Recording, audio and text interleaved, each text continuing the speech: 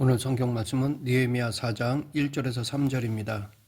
느헤미야는 페르시아 궁정의 왕의 술 맡은 관원으로 아닥사스다 왕의 허가를 받아 예루살렘 총독이 되어 성벽을 52일 만에 재건하고 유다의 개혁에 힘쓴 인물입니다. 느헤미야서는 에스라서와 함께 포로기 이후 예루살렘 회복을 기록하며 에스라는 종교 지도자, 느헤미야는 정치 지도자로 대비됩니다. 이 두 책은 같은 시기의 이야기를 다루며 느헤미야서는 성벽 재건과 개혁을, 에스라서는 율법 선포와 회개를 전합니다. 오늘 이 시간은 느헤미야가 성벽 재건을 하는 데 있어서의 겪게 된 4가지 어려움에 대해 살펴보고자 합니다. 첫째, 조롱과 비웃음입니다. 과거 하나님의 영광을 생각하며 울었던 느헤미야는 하나님의 은혜로 그 먼 곳에서 긴 여정을 통해 예루살렘에 와서 유다 사람들을 설득해 성벽 재건을 시작하려 하였습니다. 하지만 생각하지 못한 복병이 나타났습니다. 호론 사람 산발락과 그의 종이었던 암몬 사람 도비아와 아라비아 사람 게셈이 느헤미야가 왕을 배반하려고 한다면서 그를 업신여기고 방해하였습니다. 이에 느헤미야는 하나님이 형통하게 하셔서 그의 종들인 우리가 성을 건축할 것이니 너희들은 아무 상관할 것이 없다 라고 단호하게 말하였습니다. 하지만 그들은 이 일을 방해하고자 처음부터 싸움을 걸어온 심성이 죄악에 물든 이방 족속으로서 웬만해서는 변화되지 않을 사람들이었습니다. 신앙생활을 할 때 믿음의 형제들에 대해서는 오래 참으면서 잘못을 교정하고 권면해야 하지만 의도적으로 하나님을 대적하는 자들에게는 분명하게 선을 그어야 합니다. 이때 느헤미야가 그들과 타협하여 평화롭게 넘어가려 했다면 성벽 재건은 이루어지지 않았을 것입니다. 하나님의 일을 하는 데 있어서 주변 사람들의 눈치를 보며 그들의 기분을 맞추려고만 한다면 그것은 바람직한 처사가 아닙니다. 진리를 위해 일하다 보면 적이 생길 수밖에 없습니다. 왜냐하면 사탄이 가만두지 않기 때문입니다. 어떻게 해서든 방해하기 때문입니다. 그렇기 때문에 하나님의 일을 할 때 방해자들이 생기는 것을 두려워해서는 안 됩니다. 방해하는 자들이 생길 것을 각오하고 분명하고 진실하게 사명을 감당해야 합니다. 종교개혁자인 마틴 루터가 당시의 가톨릭 교리나 교회의 부패 상황을 대충 넘어갔다면 오늘날의 성경적인 교회를 세우지 못했을 것입니다. 산발랏은 유다 사람들이 성을 건축하고 있다는 이야기를 듣고 크게 분노하며 그들을 비웃었습니다. 도비아도 유대인들이 건축하는 성벽은 여호가 올라가도 곧 무너질 것이라며 함께 비웃었습니다. 그들은 분노에 찬 비웃음, 악에 찬 조롱으로 느헤미야와 백성들의 마음을 괴롭혔습니다. 그러나 이 말을 들은 느헤미야는 곧바로 하나님께 기도하였습니다. 느헤미야는 대적자들이 하나님을 분노하게 했기 때문에 그들을 용서하지 마시라고 기도했습니다. 하나님의 일을 하면서 비웃음을 당할 때 하나님의 일꾼은 이 일을 맡기신 분이 하나님이시라는 사실을 확신해야 합니다. 느헤미야는 성벽을 재건하는 것이 하나님이 기뻐하시는 일이라고 믿었기 때문에 그 일을 맡기신 하나님께 직접 의탁했던 것입니다. 산발랏을 비롯한 대적자들의 조롱은 느헤미야가 아닌 하나님에 대한 조롱이었습니다. 우리가 하나님의 영광을 위해 일할 때 누군가가 우리를 조롱하고 비웃으면 참지 말고 반격해야 하는데 그 방법이 바로 기도입니다. 기도는 가장 강력한 행동입니다. 왜냐하면 전능하신 하나님께 맡기는 것이기 때문입니다. 그렇기 때문에 성도가 원수를 물리칠 수 있는 확실한 무기는 기도입니다. 둘째, 위협과 협박입니다. 이런 조롱과 비웃음 속에서도 백성들이 마음을 다해 일을 하여 성 전부가 연결되고 그 높이가 절반에 이르렀습니다. 예루살렘이 중수되어 그 허물어진 틈이 메꾸어져 간다는 소식을 들은 산발랏, 도비아, 아라비아 사람들, 암몬 사람들, 아스돗 사람들은 더 심하게 분노했습니다.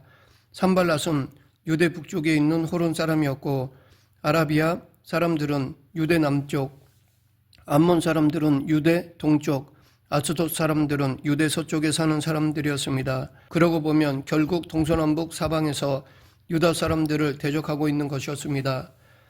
그들은 성벽이 재건되는 것에 분노하면서 함께 예루살렘으로 가서 유다를 공격하자고 모의했습니다. 이때 느헤미야는 어떻게 하였습니까? 그는 또 하나님께 기도하였습니다. 지금으로부터 약 2500년 전에 이처럼 기도하는 느헤미야가 있었습니다. 그는 문제가 있을 때마다 기도하던 사람이었습니다. 느헤미야는 대적자들의 공격이 예상되자 기도하면서 중수하고 있는 성에 파수꾼을 두어 주야로 방비했습니다. 이 부분이 매우 중요합니다. 문제가 생길 때 기도를 하면서 동시에 대비책도 세워야 합니다. 느헤미야는 적이 쳐들어오려고 하자 파수꾼을 세웠습니다. 이는 당연한 조치이자 마땅한 해결 방법입니다.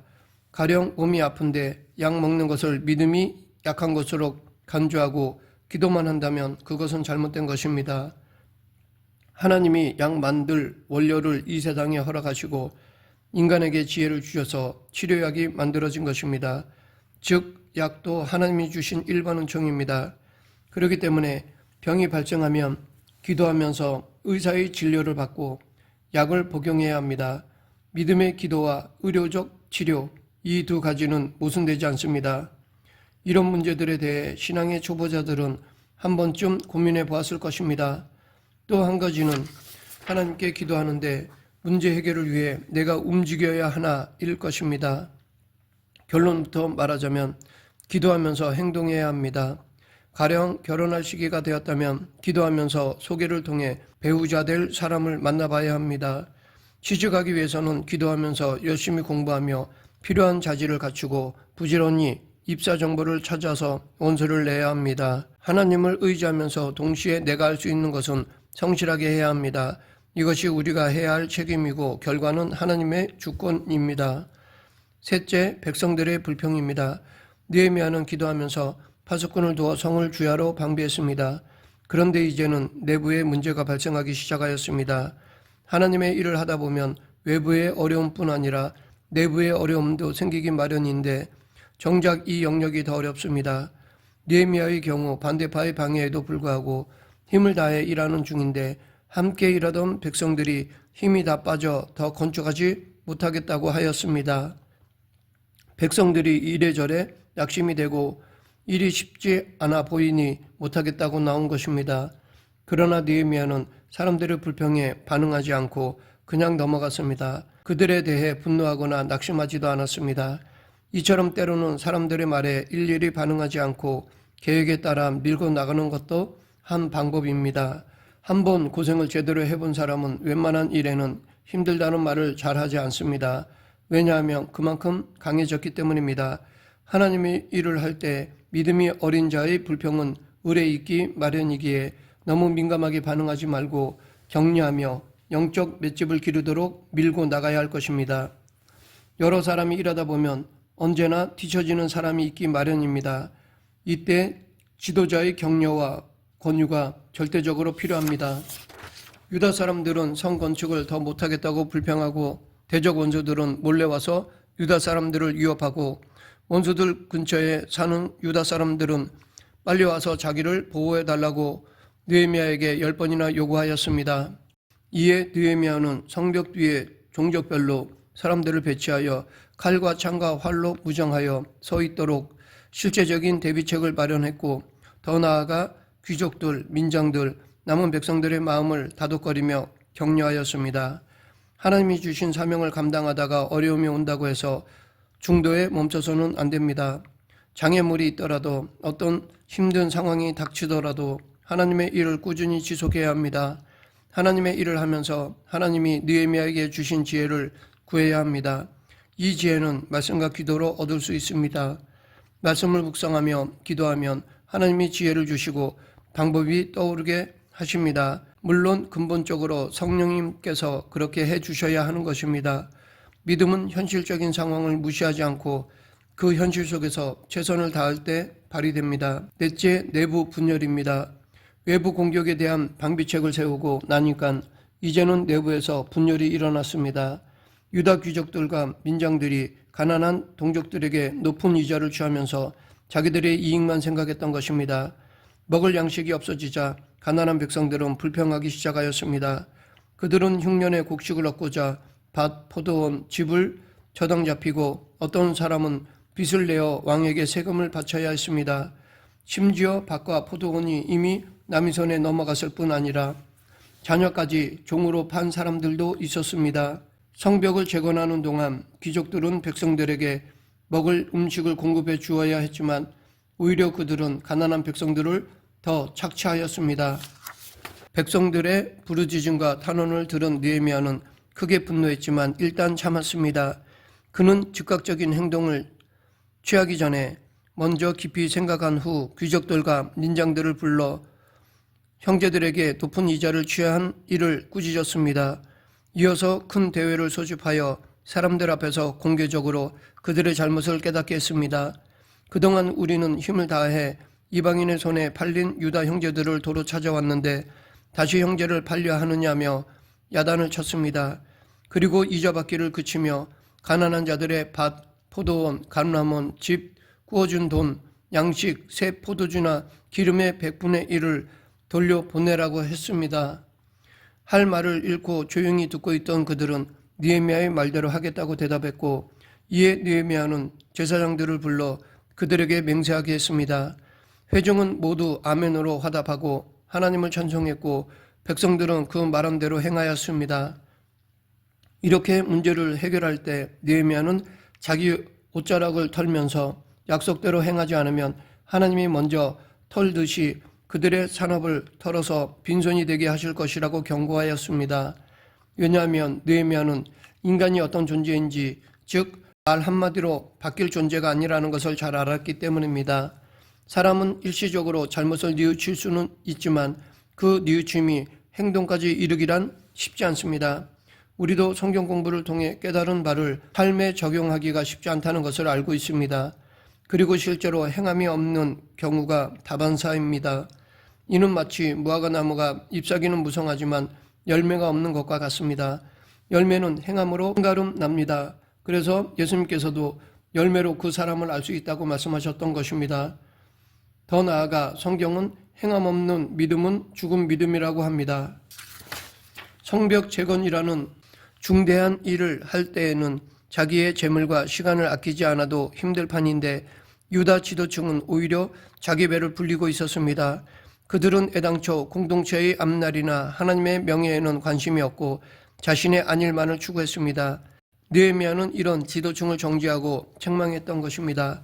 처음에 유다 지도자들도 성벽을 재건하는 일에 동의는 했지만 그 일을 위해 자신의 재물을 희생하지는 않았습니다.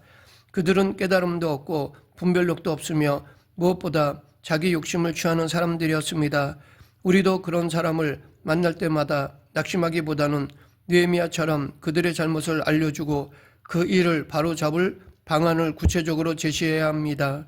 그리고 느헤미야가 제사장들을 불러 맹세하게 한 것처럼 끝까지 그 일을 행할 장치도 마련해야 합니다. 이렇게 해서 결국 백성들의 재정 문제가 해결되고 성벽 재건도 다시 가능해졌습니다. 사람들이 힘이 빠져서 관두겠다고 하고 유다 지도자들은 동족을 착취하는 난감한 상황을 마주했는데도 느헤미야는 낙심하지 않고 문제를 지혜롭게 풀어가며 하나님 나라를 위한 성벽 재건을 이루어갔습니다. 이런 느헤미야의 모습을 보면서 우리는 큰 위로를 받습니다. 말씀을 맺겠습니다. 우리는 하나님의 일을 하다가 어려움을 겪을 때 자신만 어려움을 겪는다고 생각하지 말아야 합니다.